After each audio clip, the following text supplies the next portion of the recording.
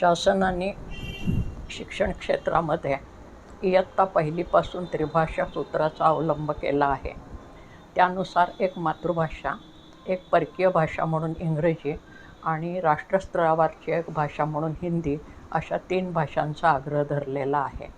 मी स्वतः गेली 45 वर्ष शिक्षण क्षेत्रात काम केलेली एक जागरूक नागरिक आणि शिक्षिका असल्यामुळे आणि सर्व भाषा विषय सर्व स्तरावर शिकवले असल्यामुळे महाविद्यालय स्तरापर्यंत मी अनुभवाने सांगते की इयत्ता 4थीपर्यंत विद्यार्थ्याला मातृभाषेशिवाय दुसरी कुठलीही भाषा शाळेमध्ये शिकवली जाता उपयोगी नाही.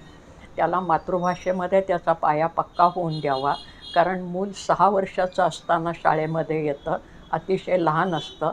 त्याच्या शारीरिक, मानसिक, बौद्धिक क्षमता या लक्षात घेतल्या जाव्यात. 4 तास बसणं हे सुद्धा त्या मुलाला अवघड होतं. इतर सगळे विषय आणि शाळा ही गोष्ट त्या मुलाला नवीन असते. अशा वेळेला अन्य भाषा लादणं हे त्याच्यावर अन्यायकारक आहे आणि अशैक्षणिक आहे. सध्या इंग्रजी पहिलीपासून शिकवली जाते, तेही त्या मुलाला अन्यायकारक आहे. कारण सुरुवातीपासून परकीय भाषा शिकवली की त्याला धड मातृभाषाही येत नाही आणि धड दुसरी भाषाही येत नाही.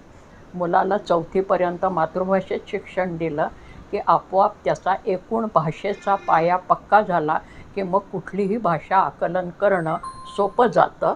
विरोध कुठल्याही भाषेला नसून ती भाषा पहिलीपासून लादण्याला विरोध आहे माझा.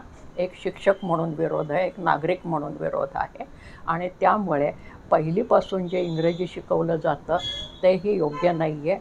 आणि तिसरी भाषा ही तर त्याच्यावर आणखीन अन्यायकारक होऊ शकेल. जगाच्या पाठीवर कुठेही इतक्या भाषा इतक्या लहान वयामध्ये शिकवल्या जात नाहीत. त्यानंतरच्या काळामध्ये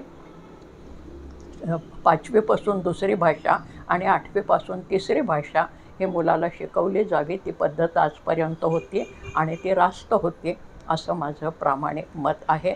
आणि हे संपूर्ण शिक्षण क्षेत्राच्या आणि विद्यार्थ्याच्या हिताच्या दृष्टीने मी सांगते आहे. मनापासून धन्यवाद. देश विदेशातील प्रत्येक घडामोडींचे लाईव्ह अपडेट मिळवण्यासाठी आता साम टीव्हीच्या सर्व सोशल मीडिया प्लॅटफॉर्मला लाईक, फॉलो आणि सबस्क्राईब करा.